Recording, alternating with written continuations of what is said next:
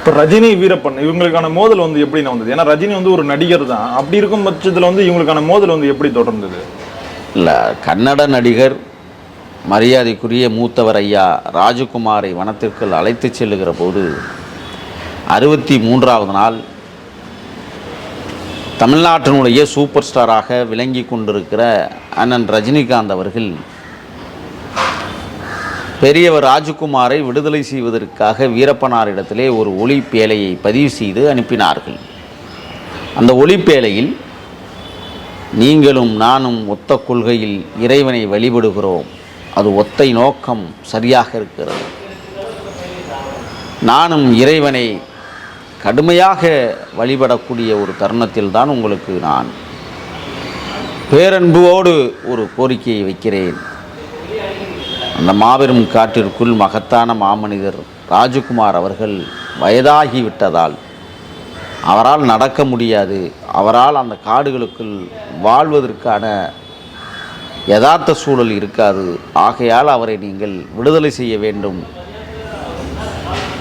உலகத்தில் இருக்கிற அனைத்து கடவுள்களும் உங்களுக்கு உறுதுணையாக இருப்பார்கள் என்றே நான் கருதுகிறேன்.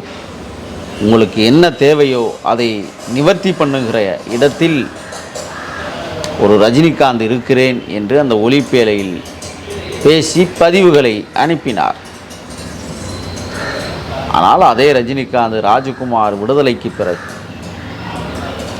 வீரப்பனாரை சூரகம்சாரம் செய்து அழிக்கப்பட வேண்டும் என்று ராஜகுமார் அவருடைய இளைய மகன் புனித் ராஜகுமார் அவர்கள் நடித்த திரைப்படத்தினுடைய வெற்றி விழா நிகழ்விலே பெங்களூருவிலே போய் வீரப்பனாரை சூரகம்சாரம் செய்து அழிக்கப்பட வேண்டும் என்று பேசுகிறார். மரியாதைக்குரிய அண்ணன் ரஜினிகாந்த் அவர்கள் இரட்டை நாக்குடன் வேடம் போட்டார் என்பது இந்த விடயத்தில் நாமெல்லாம் புரிந்து கொண்டோம். தமிழர்களுக்கு ஒரு சிறு துரும்பையும் கிள்ளி போடாத ரஜினிகாந்த் அவர் பிறந்த கர்நாடகத்தில் இருக்கிற மக்களுக்கு ஆதரவாக வேண்டுமானால் இருப்பாரே ஒழிய தமிழ்நாட்டு மக்களுக்காக அவர் ஒருபோதும் துணையாக இருந்ததில்லை என்பது வெட்ட வெளிச்சமான உண்மை. ஆனால் காட்டுக்குள் நாங்கள் எல்லாம் பயணிக்கிற போது வீரப்பனார் அவர்கள் ரஜினிகாந்தை பற்றி பேசுவார். ஒரு நல்ல நடிகன், நல்லா நடிக்கிறாரு, ஏதோ சூப்பர் ஸ்டார், அது என்னப்பா வாய்க்கில் கூட வரமாட்டேங்குதப்பா அப்படிம்பார். சூப்பர் ஸ்டார் என்று சொல்லுவதற்கு கூட அவருக்கு வாய்க்குள் வராது. அவருடைய படத்தை சிறிய வயதில் பார்த்ததாகவெல்லாம் பேசுவார். நல்ல நடிகர் என்று எதை வைத்து சொல்லுகிறீர்கள் என்று நாம் கேட்போம். நிறைய படம் நடிக்குதுப்பா அந்த தம்பி அப்படின்பார். அப்படித்தான் அவருடைய பார்வையில் ரஜினிகாந்த் அவர்கள் தென்பட்டார்கள். ஆனால் மதிக்கக்கூடிய மனிதராகவும் ரஜினிகாந்த் இருந்தார். ஏனென்றால் இவர் கூறிய அந்த வார்த்தை, உங்களை நான் பெரிதும் மதிக்கிறேன் என்று வீரப்பனாருக்கு அனுப்பிய அந்த ஒளிப்பேழையில் பேசிய பேச்சு, அந்த ஒரு காரணத்திற்காக ரஜினிகாந்தை விரும்பினார்.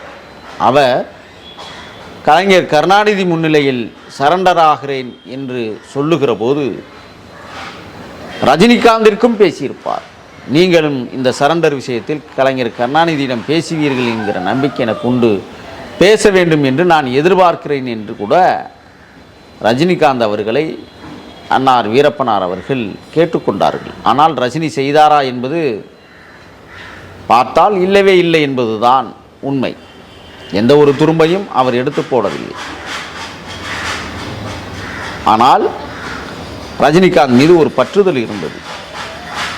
இந்த நாட்டை ஆள துடித்தால் எம்ஜிஆரை போல ஆள வேண்டும், அதற்கு தகுதியான ஆள் ரஜினிகாந்த் தான் என்றும் சொன்னார்.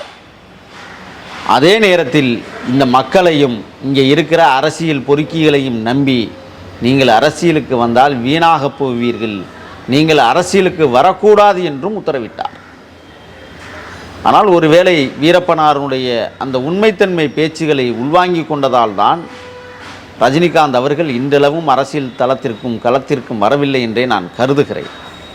ஏனென்றால் ஒரு சத்திய வாக்காக வீரப்பனார் அவர்கள் ரஜினிகாந்திற்கு இந்த வார்த்தையை உபயோகித்திருக்கிறார். அதை உணர்ந்து கொண்ட ரஜினிகாந்த் அவர்கள் பிறகுதான் சூரகம்சாரம் செய்து அழிக்கப்பட வேண்டும் என்று பேசிய பேச்சும் அதற்கு தமிழகத்தில் எழுந்த எதிர்ப்பும் நம்மால் மறக்க முடியாது. ஆனால் ரஜினிகாந்த் உயிரோடு இருக்கிறார். அவர் இருக்கிற காலங்கள் நீடூடி வாழட்டும், நீண்ட கால ஆயுளை பெறட்டும். ஆனால் வீரப்பனாரை பற்றி தவறாக இனிமேல் பேசினால்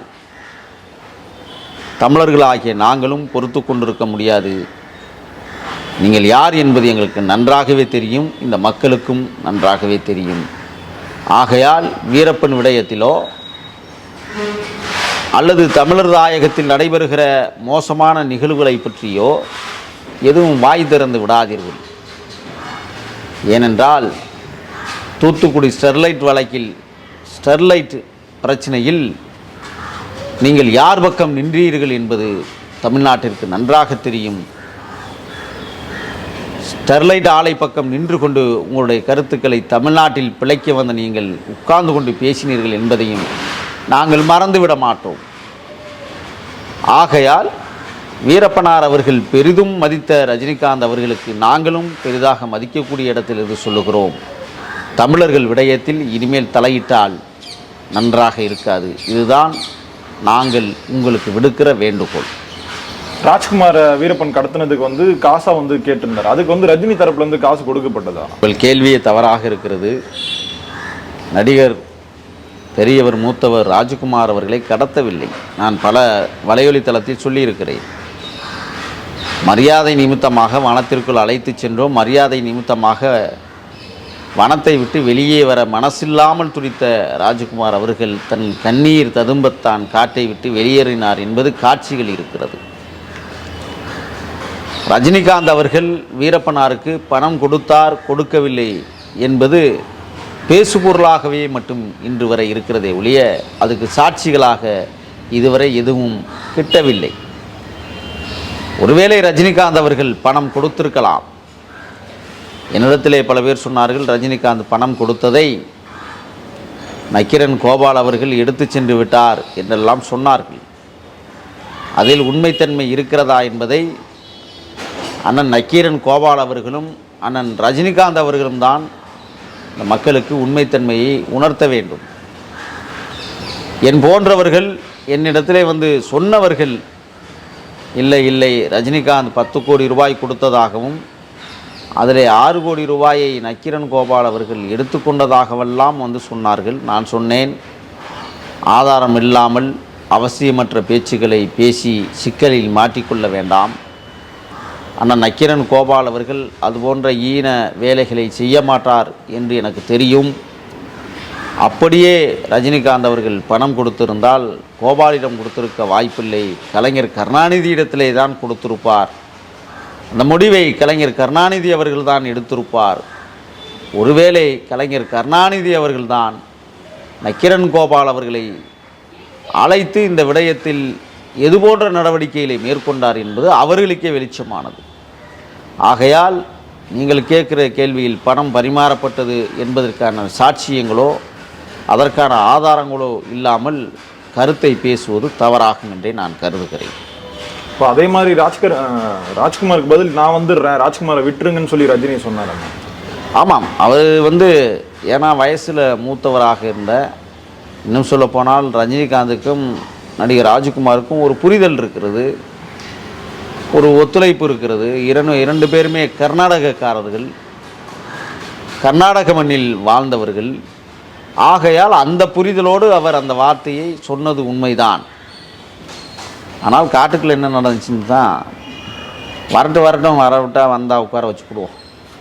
ஒருத்தருக்கு 2 பேர் உட்கார வச்சா தான் அந்த நாடு, இந்த அதிகாரி பயல்களும் இந்த ஆளுகிறவங்களும் அடங்குவானுங்க என்றெல்லாம் அவர் பேசுவார். ஆனால் ரஜினிகாந்த் அவர்கள் அது பேச்சளவில் மட்டுமே இருந்ததை ஒழிய நடைமுறைக்கு சாத்தியமானதா என்பதை நினைத்து பார்க்கிற போது இல்லவே இல்லை. ஏனென்றால் ரஜினிகாந்திற்கு தெரியும், நாம் காட்டுக்குள் போனால் நம்மளையும் பிடித்து உட்கார வைத்து விடுவார்கள். அப்புறம் கோரிக்கைகள், இதுக்கே 10 கோரிக்கைகளை வைத்திருக்கிறார்கள், நிறைவேற்ற முடியாமல் தவித்து கொண்டிருக்கிறது அரசுகள். நாம் போனால் நம்மையும் உட்கார்ந்து கொண்டு வைத்து கொண்டு இன்னொரு 10-20 கோரிக்கைகளை வைப்பார்கள். இரத்த கலரியாக தமிழ்நாடு மாறும், கர்நாடகா மாறும் என்பதை கவனத்தில் கொண்டுதான் அதை அமைதிப்படுத்துவதற்காக கர்நாடகத்தில் ஏற்படுகிற பிரச்சனைகளை முடித்து வைப்பதற்காக ரஜினிகாந்த் அவர்கள் உதிர்த்த வார்த்தை தான், ராஜ்குமாரை விடுங்கள், நான் வேண்டுமானால் வருகிறேன் என்று சொன்னார். அது கர்நாடக மக்களை சமாதானப்படுத்துவதற்காக மட்டுமே சொன்னதை ஒழிய உண்மையில் சொல்லப்பட்ட வார்த்தைகள் இல்லை. ராஜ்குமார் ரொம்பவே மரியாதையாக நடத்துனாங்கன்னு சொன்னீங்க. இப்போ எந்த மாதிரியான மரியாதைலாம் அங்கே நடத்துனாங்கண்ணா? இல்லை, பொதுவாகவே ராஜ்குமார் அவர்கள் உணவு விடயத்தில் கவனமாக இருந்தார். அவருக்கு என்ன தேவையோ அது பரிமாறப்பட்டது, எதையும் திணித்து கொடுத்ததில்லை. இருந்தாலும் மாமிசங்களை உண்பதிலே சற்று கவனமாக உண்டார். அது மட்டுமல்ல, தினந்தோறும் குளிக்க வேண்டும் என்று சொன்னாலும் கூட அதற்காக ஒரு 2-3 கல் தொலைவுகள் நடந்து மாயாத்து பக்கம் இருக்கிற சிறு ஓடைகளில் குளிக்க வைத்து அவருடைய உடைகளை அருகில் இருந்த தோழர்களை துவைத்து காயப்படுத்தி அதை உடுத்தி கொள்ள உதவி இருக்கிறார்கள். அவருக்கு வயோதிகம் காரணமாக ஏற்பட்ட முதுகுத்தண்டு வட வலி, கால்வலி போன்ற முழங்கால் வலிகளை எல்லாம் வீரப்பனார் அவர்கள் ஏற்கனவே செய்து தயாரித்து வைத்திருந்த மூலிகைகளையும் சில எண்ணெய்களையும் தடவி ராஜ்குமார் அவர்களுக்கு அதை குணப்படுத்தி இருக்கிறார். அவர் யோகா வகுப்பு செய்கிற போதெல்லாம் எந்த தடையும் அவர்கள் விதித்ததில்லை. அவரே வேட்டைக்கு போகலாம் என்று சொன்னாலும் கூட அழைத்து செல்வார்கள். ஆனால் நீண்ட தூரம் அவரால் நடக்க முடியாது, மெதுவாகவே நடப்பார். காட்டுக்குள் வந்ததற்கு பிறகு அவர் உடுத்தியிருந்த வெள்ளை உடைகளை மாற்றி பச்சை உடைகளை கொடுத்தார்கள், ஒத்துழைப்பு கொடுத்தார். நாமும் அதை கட்டாயப்படுத்தவில்லை அங்கே இருந்தவர்கள். அப்படித்தான் ஒரு அந்நியோன்யமாக ஒரு 108 நாட்கள், முதலில் ஒரு 6-7 நாட்கள் அவர் பயந்த சுபாவத்துடன் தயங்கிய நிலையிலும் யாரிடமும் அதிகமாக பேசாமலும் இருந்தார். 6 நாட்களுக்கு பிறகு அவர் இயல்பாகவே ஒரு பெங்களூர் நகரத்திற்குள் ஒரு பூங்காவிற்குள் இருப்பதைப் போல நான் உணர்கிறேன் என்றெல்லாம் பதிவு செய்திருக்கிறார். இயற்கையான காற்றோட்டமான வசதி, குளிர்ந்த நீர், சுடுதண்ணி வைத்து கொடுத்து அவருக்கு குளிக்க வைப்பார்கள். அவருக்கு என்ன தேவையோ, உடைகள் விடயத்திலும் சரி, சாப்பாட்டு விடயத்திலும் சரி, எது தேவையோ அதை உடனுக்குடன் பூர்த்தி செய்கிற ஒரு பேர் இயக்கமாக வீரப்பனார் படை அங்கே செயலாற்றியது. அந்த அடிப்படையில் தான் ராஜ்குமார் அவர்கள் 108 நாட்கள் கழித்து விடுதலையாகிற போது, காட்டை விட்டு வெளியிலே வருகிற போது கண்ணீர் ததும்பிதான் காட்டை விட்டு வெளியிலே வந்தார். அவர் சொன்னார், நான் நல்ல ஆரோக்கியத்துடன் இருந்தேன், என்னை நன்கு கவனித்து கொண்டார்கள். நான் வீரப்பனாரை வெளியிலிருந்து பார்க்கிற போது ஒரு கொடூரக்காரன் என்று தான் நான் பார்த்தேன். ஆனால் காடுகளுக்குள் சென்று அவரிடத்திலே 108 நாட்கள் நான் வாழ்ந்தபோது ஒரு அப்பாவிடம் வாழ்ந்துவிட்டு வருகிறேன் என்று தான் நான் சொல்வேன். அவ்வளோ அழகான வெகுளித்தனமான ஒரு கேரக்டரை நான் பார்த்ததே இல்லை என்று தான் பத்திரிகையாளர்களிடத்திலே பேட்டி சொன்னார். ஆக வீரப்பனார் அவர்கள் அந்த 108 நாட்கள் கழித்து பெரியவர் ராஜ்குமார் அவர்களுக்கு தங்கத்தில் செய்யப்பட்ட மோதிரமும் பட்டு வேட்டியும் பட்டு சட்டையும் கொடுத்து அதை உடுத்தி கொண்டு செல்லுமாறு அன்போடு கட்டளையிட்டார்கள். நினைவு பரிசுகளை பரிமாறிக்கொண்டார்கள். அப்படித்தான் நடிகர் ராஜ்குமாருடைய விடுதலையில் வீரப்பனார் நடத்திய மென்மையான போக்குகள் இன்றளவும் உலகம் பேசி கொண்டிருக்கிறது.